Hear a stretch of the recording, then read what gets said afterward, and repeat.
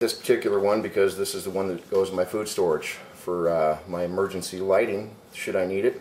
This is a great fire starter, probably one of the best on the market.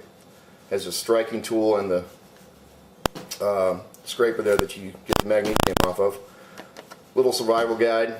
It's got some good information in it, but this is a solid tool. It comes with a nice lanyard, goes around your neck, or you carry it in your pack. It's very solid, very durable. Durable. Love that one. I love everything from Gerber.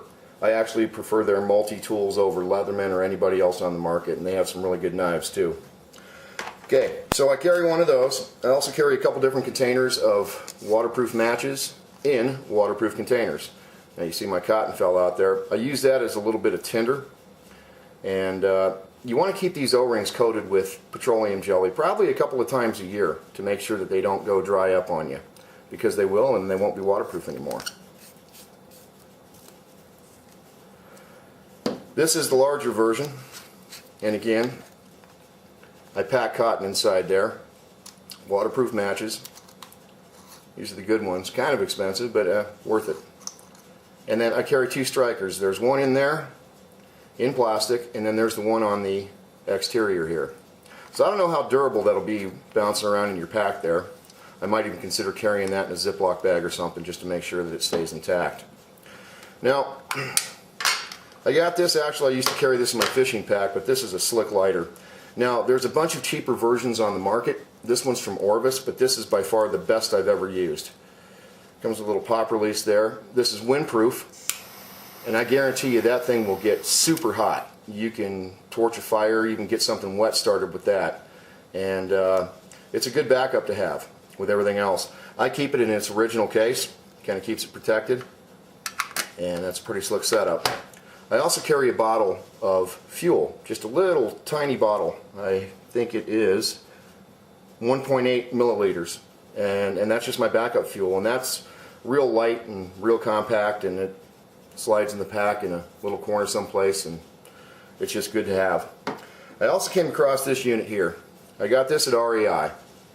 This is a Soto. It's an extendable torch, and basically you've got your filler down here and the flame adjustment screw, which I keep in the off position. This is also a windproof lighter or torch, and this thing gets just wicked hot. It's got a little safety switch on the trigger, which is really neat. You pull it down and then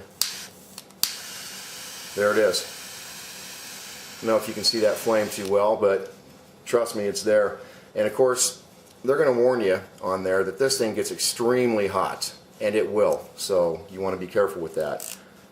But great little items that I carry in my pack, because I always want to be sure whatever situation I can get into, I can start a fire if I have to. That's one of the basic essentials for survival in the wilderness, or if you get into some kind of an emergency situation. Another thing I carry is just a simple little cheapo magnesium fire starter. Now, I keep this in a case that belonged to a little Husky multi-tool, real cheap, wrap it in plastic, and basically, you can see I scraped this a couple times just testing it. You scrape off your magnesium with a knife onto some tinder, and this is a little cheapo knife that came with my just-in-case gun kit, the stainless steel shotgun that I showed you a couple times. And basically you'll scrape that off onto your tinder, and you know, I'd use like some cotton, have some leaves around. I got that out of the picture there. Let's bring that back up there. Still not centered in the picture. Let's try it right there. And then basically I turn it around to the striker side and simply, and that will get my fire going.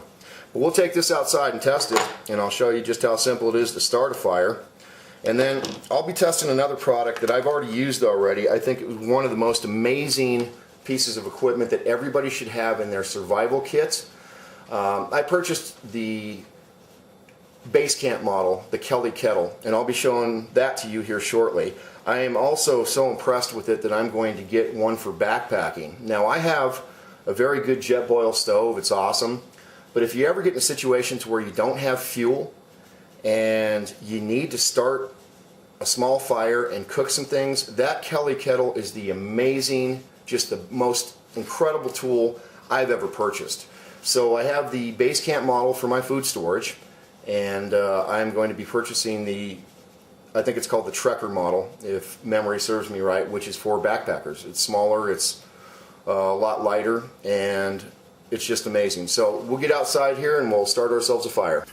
Okay, so here we are, little corner of the backyard here. I should probably dig this down to dirt so I don't start my whole backyard on fire. That wouldn't be good.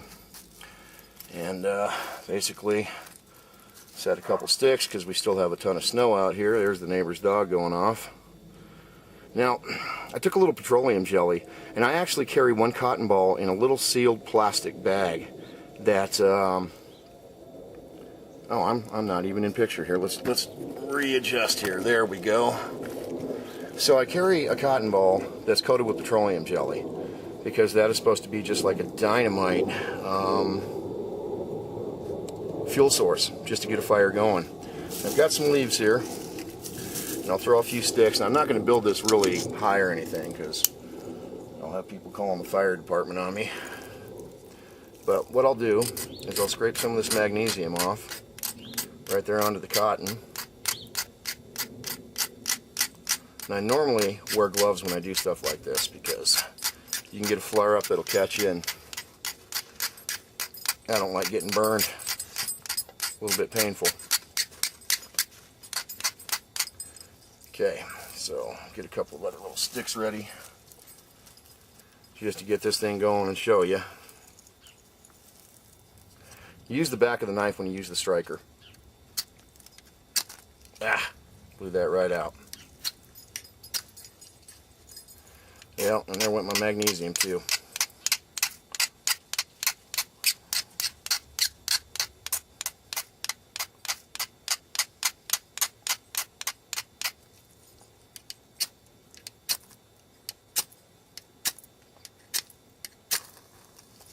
There you go. It's going to smell like a leaf fire, but so be it. Anyway, you can see how easy that is to get going. And I could build it up really aggressively, but you see my point. So anyway, that's basically all there is to it. And we will extinguish this with some snow. But for a couple of bucks, you can have something that will get you a fire going. And simple leaves and small grasses, as long as they're dry, work great as tinder. So we'll come back here shortly and test that kettle. Okay, back inside here for a moment. So it usually goes a lot quicker than that, but you can see just how basically simple it is to get a fire going. And you know, fire is one of the 3 essentials for survival if you don't have another heat source or a way to cook. And it's a very simple process. You can do this yourself in just a couple of seconds. Just pick up a couple of these, practice with them, learn how to do it so you can do it pretty much in any given situation. And I'm going to go pull out that Kelly kettle and we're going to boil some water. Be back with you in a flash.